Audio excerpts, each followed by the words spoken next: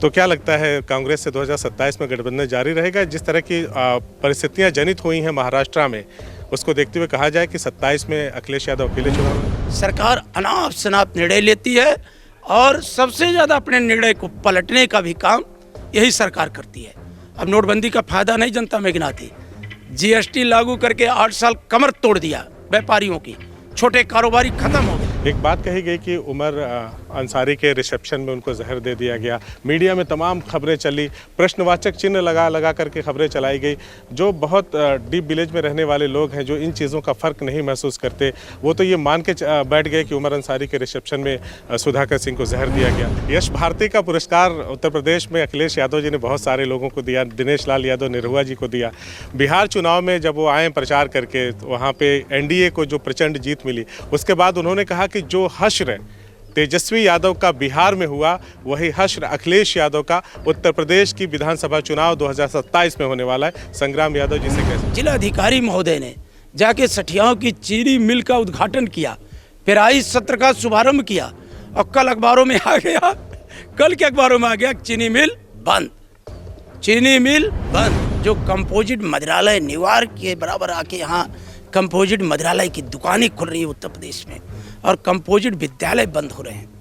हमारी लड़ाई बहुत बड़ी है। उत्तर प्रदेश में जो विपक्ष की पार्टियां हैं वो भयभीत हैं एसआईआर को लेकर, एक मनोवैज्ञानिक दबाव उत्पन्न हो गया है। इस पर आप क्या? हमारी पूरी तैयारी है कि हम एसआईआर का फॉर्म एक भी सही मतदाता छूटने ना पावे और गलत मतदाता जुड़ने ना पावे।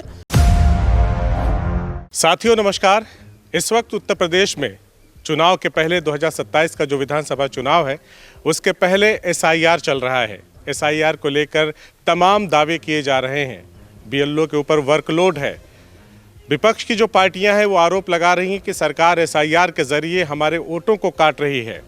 तमाम आरोप प्रत्यारोप का दौर चल रहा है। इसी बीच हमारी मुलाकात हुई है अतरौलिया विधानसभा के विधायक संग्राम यादव जी से, जो लगातार तीसरी बार अपनी विधानसभा का प्रतिनिधित्व करते हुए अब ये चरण भी पूरा करेंगे और चौथी बार चुनाव में फिर पार्टी आप ही पे दांव लगाएगी। बहुत बहुत स्वागत है। धन्यवाद धन्यवाद धन्यवाद। क्या लग रहा है एसआईआर को लेकर के जो बातें कही जा रही है कि उत्तर प्रदेश में जो विपक्ष की पार्टियां हैं वो भयभीत हैं एसआईआर को लेकर, एक मनोवैज्ञानिक दबाव उत्पन्न हो गया है, इस पर आपका क्या कहना है? देखिए, पहली बात तो समाजवादी पार्टी कहीं भी भयभीत नहीं है। समाजवादी पार्टी ने अपना शानदार प्रदर्शन दोहराया और जो लोकसभा का चुनाव था जिसमें पूरे देश की नज़र थी, माननीय अखिलेश यादव जी के नेतृत्व में इंडिया गठबंधन ने उत्तर प्रदेश में 42 सीट जीत करके पूरे देश में, खासकर उत्तर प्रदेश में भारतीय जनता पार्टी को हराने का काम किया। मुझे आपको ये बताते हुए अपार खुशी है, जिसको लेकर के दुनिया के अंदर डंका पीटा गया था, अयोध्या को लेकर के ना जाने कितनी बड़ी बड़ी बातें कही जा रही थी। सरकार ने कितना बड़ा इवेंट लाके खड़ा कर दिया था, ऐसे ऐसे गीत और गाने बनाए गए थे, लेकिन वहाँ की जनता ने गाना सुना नहीं, बीजेपी को नकार दिया। ये कहना चाह रहे वहाँ की जनता ने गाना नहीं सुना, नकार दिया।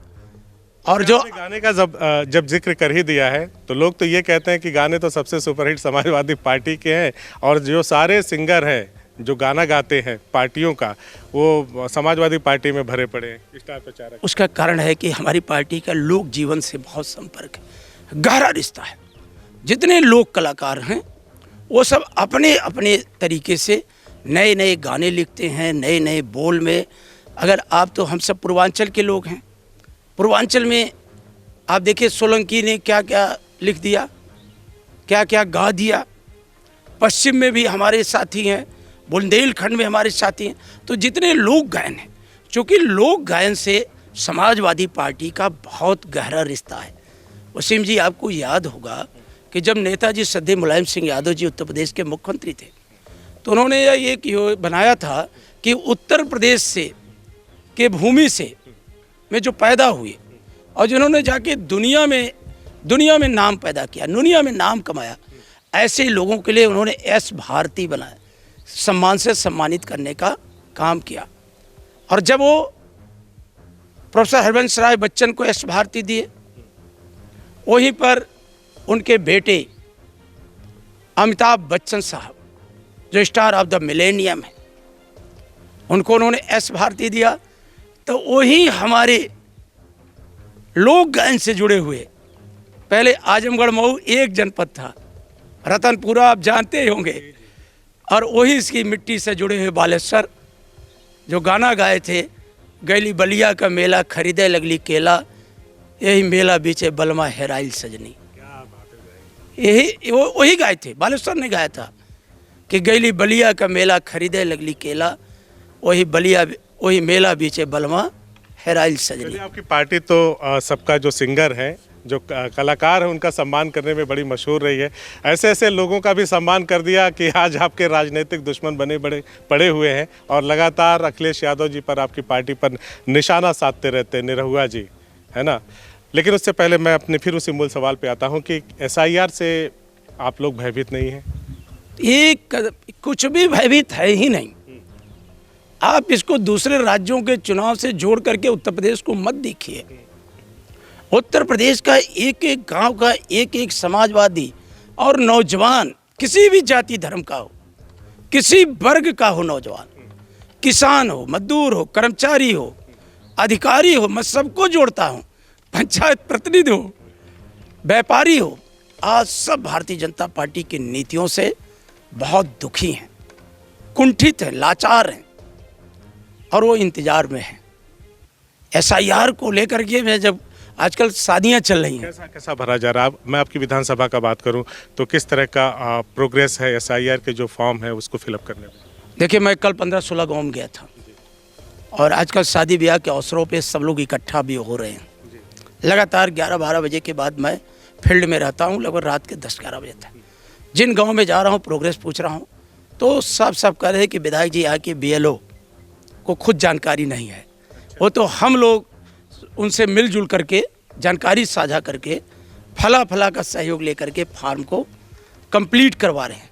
तो मैंने कहा इस तरह कितनी दिक्कत है? कि इस तरह की बहुत दिक्कतें हैं, लेकिन कई यूथ नौजवान ऐसे हैं जो बहुत टैलेंटेड हैं, जो अपनी पढ़ाई छोड़ के बाहर तैयारी कर रहे हैं। आपको विश्वास दिलाओ, वो हमारे क्षेत्र में आए हैं, जिनके परिवार के लोग बाहर हैं, वो अपने गांव का तो SIR का फॉर्म कंप्लीट कर ही दिए हैं, वो दूसरे गांव में जा करके पूछ रहे हैं कि आपको क्या दिक्कत है, आपको क्या दिक्कत है, आपको क्या दिक्कत है। मैं बता रहा हूँ 4 दिसंबर तक हमारी पूरी तैयारी है कि हम SIR का फॉर्म एक भी सही मतदाता छूटने ना पावे और गलत मतदाता जुड़ने ना पावे, इसको लेकर के समाजवादी पार्टी का तरौलिया का एक एक कार्यकर्ता, सेक्टर प्रभारी, बूथ प्रभारी, BLA 2 पार्टी के वरिष्ठ नेतागण सब बड़ी सतर्कता के साथ देख रहे हैं, मॉनिटरिंग कर रहे हैं। और जहां जब राष्ट्रीय अध्यक्ष माननीय अखिलेश यादव जी का जैसे जैसे निर्देश मिलता जा रहा है, उसका हूबहू पालन करने का काम किया जा रहा है। अभी हमने शिकायत किया था बुलंदपुर तहसील को लेकर के कि एक ही फार्म दिया जा रहा है, एक ही फार्म दिया जा रहा है। अभी हमने शिकायत किया था, हमारे सांसद माननीय धर्मेंद्र यादव जी के नेतृत्व में जब हम मिलने गए थे तो हमने शिकायत किया था कि हमारे क्षेत्र में फला बूथों पर फार्म अभी तक बटे ही नहीं और उनकी बोली भाषा अच्छी नहीं है BLO की। हमारे जो गांव में लोग रहते हैं, अगर वो मांग रहे हैं 2 फार्म तो उनकी बोली भाषा ठीक नहीं है, वो कह रहे हैं एक ही रखो और आचरण व्यवहार अच्छा नहीं है। तो खैर हमारी बात को बहुत सारी जगहों पे जिलाधिकारी महोदय ने संज्ञान में लिया और कल मैंने देखा कि एक उस निर्वाचन से जुड़े हुए पर्यवेक्षक के ऊपर उन्होंने कार्रवाई भी किया, स्पष्टीकरण भी मांगा और नायब तहसीलदार स्वयं तरौलिया थाने में जाकर के उसके ऊपर FIR भी दर्ज कराई। तो आप सोचिए हमारी पार्टी कितना अलर्ट है। अगर सारी चीज़ें ठीक है, 4 नवंबर से लेकर 4 दिसंबर तक समाजवादी पार्टी का हर एक कार्यकर्ता बूथ लेवल पर लगकर सबके फॉर्म को फिलअप करा रहा है, सारी चीज़ें ओके हो जाएंगी, फिर आपकी पार्टी की तरफ से 3 महीने का वक्त SIR के लिए मांगा जा रहा है, क्यों कर मांगा जा रहा है? तो आप तो जानते हो वसीम साहब, यहाँ की आबादी बहुत बड़ी है, लोग पेट के लिए तो बाहर भी तो गए हैं, कोई बम्बई गया है, कोई दिल्ली गया, कोई कलकत्ता गया, कोई देश से बाहर भी। सबसे बड़ी अगर आजमगढ़ के अंदर आप इन बातों को देखेंगे तो रोजी रोटी के लिए पलायन है। आप उसको किसी रूप में ले लो, पंजाब के अंदर देखो, चंडीगढ़ के अंदर देखो, कलकत्ता के अंदर आप देखो, बम्बई के अंदर देखो, हम अपने देश के अंदर ही देखें तो कानपुर के अंदर बने, जहाँ भी उनको थोड़ी सी उम्मीद जग रही है कि हमें यहाँ कुछ काम मिल सकता है, इससे हमारे बच्चों का पालन पोषण हो सकता है, वो वहाँ गए हैं।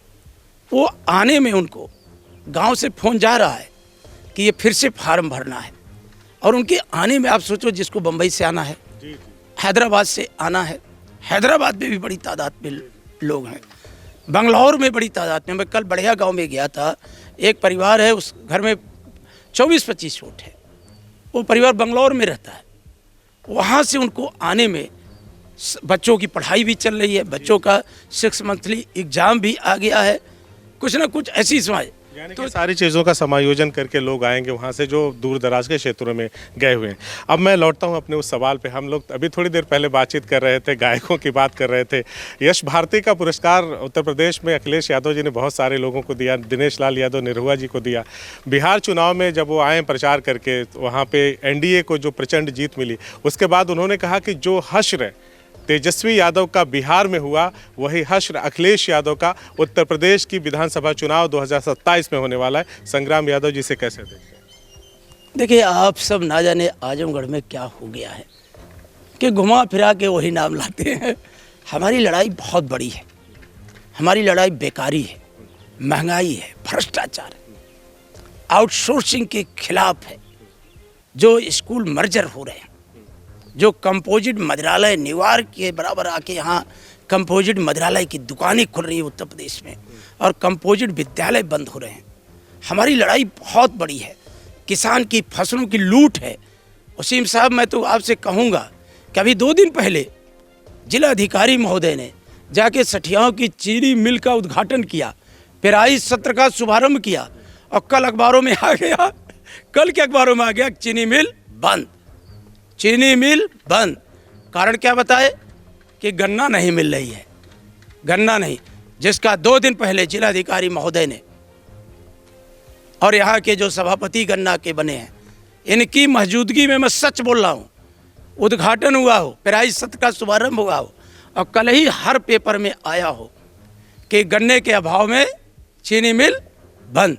यही बात तो मैं आपसे कहता हूँ कि अगर लागत का लाभकारी मूल्य भी, लाभकारी मूल्य तो छोड़िए, किसान को लागत मूल्य भी नहीं देंगे, अगली प्रजाति की गन्ना उपलब्ध नहीं कराएंगे, और किसान जब उदासीन हो जाएगा, आजमगढ़ अंदर के अंदर मैं पूछता हूँ जो कुर्सियों पे बैठे लोग हैं कि लगातार गन्ने का क्षेत्रफल क्यों कम हो रहा है, लगातार गन्ने की बुआई कम क्यों किसान कर रहा है? क्योंकि समय से उसे पैसा नहीं मिल रहा है। तो जिसका उद्घाटन हुआ, तो उद्घाटन करते समय नहीं सोचना चाहिए था कि कितना गन्ना स्टोर है, कितने दिन के लिए चीनी मिल चल सकती है। तो न्यूज़ इस तरह की आई, तो इस पर तो सोचना पड़ेगा सरकार को, लेकिन सरकार को कोई चिंता नहीं है। सरकार अनाप शनाप निर्णय लेती है, और सबसे ज़्यादा अपने निर्णय को पलटने का भी काम यही सरकार करती है। अब नोटबंदी का फ़ायदा नहीं जनता में गिनाती, GST लागू करके 8 साल कमर तोड़ दिया व्यापारियों की, छोटे कारोबारी ख़त्म हो गए, तो अब की दीपावली से पहले GST का सरल करके हल्ला मचा रही है, हल्ला मचा रही है। चलिए, मैं भी उस मुद्दे पे आता हूँ। आपके पार्टी के एक विधायक जिनके उपचुनाव प्रचार में अखिलेश यादव जी भी आए थे, आप लोग भी जी तोड़ मेहनत किए थे, स्वर्गीय सुधाकर सिंह जी, 2 दिन पहले उनका निधन हो गया। बड़े ही अच्छे व्यक्ति रहे, सारे मतलब जो भाजपा के नेता हैं वो भी उनकी तारीफ कर रहे थे, और उनके अंतिम संस्कार में उनके अंतिम दर्शन करने के लिए उपलब्ध थे। एक बात कही गई कि उमर अंसारी के रिसेप्शन में उनको जहर दे दिया गया, मीडिया में तमाम खबरें चली, प्रश्नवाचक चिन्ह लगा करके खबरें चलाई गई। जो बहुत डीप विलेज में रहने वाले लोग हैं, जो इन चीज़ों का फ़र्क नहीं महसूस करते, वो तो ये मान के बैठ गए कि उमर अंसारी के रिसेप्शन में सुधाकर सिंह को जहर दिया गया। आपकी क्या प्रतिक्रिया है, क्या भूमिका होनी चाहिए ऐसे समय में?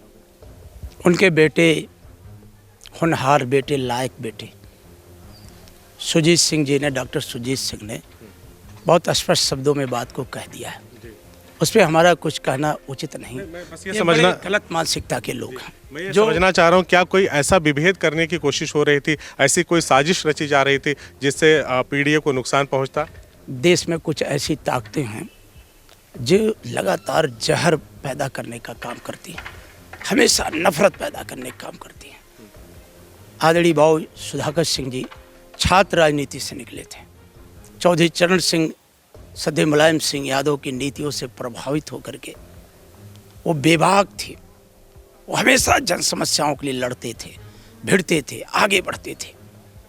इतने रिकॉर्ड वोटों से वो चुनाव जीत करके उत्तर प्रदेश की विधानसभा में पहुंचे थे कि हम सबको जब कुछ सीखना पढ़ना होता था, बोलना होता था, तो हम लोग उनके पास बैठते थे। अभी हाल ही में जब समाजवादी पार्टी विधायक दल की बैठक हुई तो हम उन्हीं के लाइन में, उनसे पीछे वाली लाइन में बैठे थे।